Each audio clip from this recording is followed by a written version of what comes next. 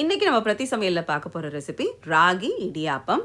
நம்ம சேனலில் நம்ம ஏற்கனவே ராகி வச்சு ராகி ஆப்பம் எப்படி செய்கிறதுன்னு பார்த்துருக்கோம். அதே மாதிரி நல்ல பஞ்சு போல் ராகி இட்லி, அதே இட்லி மாவில் ராகி தோசையும் நம்ம பண்ணலாம். அதே மாதிரி ராகி சப்பாத்தி, ராகி ரோட்டி, இதனுடைய ரெசிபியும் நம்மளோட சேனலில் இருக்குது. அப்போ இதெல்லாம் எங்கே இருக்குதுன்னு பார்த்தீங்கன்னா, தோசை சட்னி சப்பாத்தி ரெசிபீஸ்னு ஒரு பிளேலிஸ்ட் போட்டு வச்சுருக்கேன். அந்த பிளேலிஸ்ட்டுக்குள்ளே போய் பார்த்தீங்கன்னா இதே மாதிரி இன்னும் ஓட்ஸ் தோசை, ஓட்ஸ் புட்டு, இன்ஸ்டன்ட் ஓட்ஸ் தோசை, அப்புறம் இதை மாதிரி நிறைய சட்னி சப்பாத்தி ரெசிபீஸ் எல்லாம் இருக்குது. அப்போ இதனோட லிங்க் நான் டிஸ்கிரிப்ஷன் பாக்ஸ்லேயும் கொடுக்குறேன். இந்த வீடியோ முடியும் போது என் ஸ்க்ரீன்லேயும் கொடுக்குறேன். அதே மாதிரி நீங்கள் மேலே இந்த ஸ்க்ரீன் மேலே வரக்கூடிய அந்த ஐகார்டை கிளிக் பண்ணியும் நீங்கள் பார்க்கலாம்.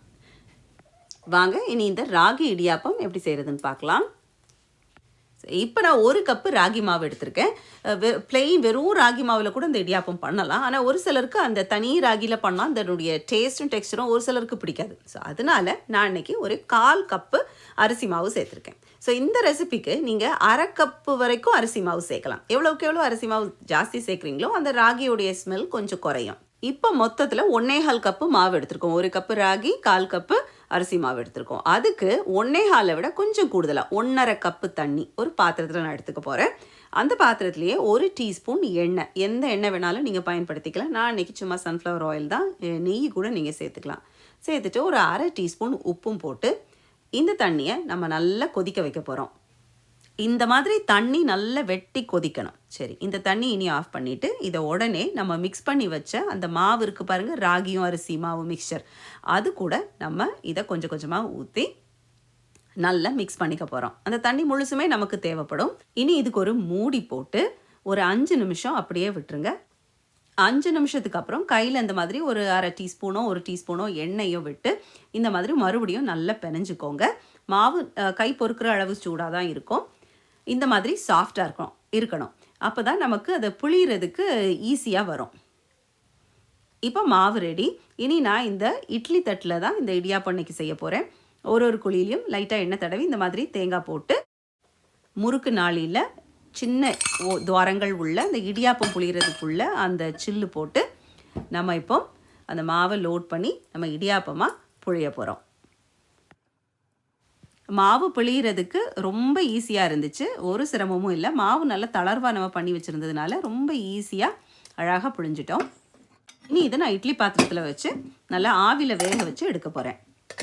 5லேருந்து 10 நிமிஷத்துக்குள்ளே இந்த இடியாப்பம் நல்லா அழகாக வெந்துடும். பாருங்கள், நல்லா அழகாக சாஃப்டாக வந்துருச்சு. இனி இது கூட தேங்காய் பால், ஏலக்காய், வெல்லம் இல்லைனா சீனி இது போட்டு அப்படியே நீங்கள் சாப்பிட்லாம். இல்லைனா இது கூட நல்ல வெஜிடபிள் ஸ்டூ, முட்டை குழம்பு, முட்டை மசாலா, இந்த மாதிரி கறி குழம்பு, இந்த மாதிரி எது கூட குருமா மாதிரி டைப் குழம்பு எது கூட வச்சு சாப்பிடவும் இது அருமையாக இருக்கும்.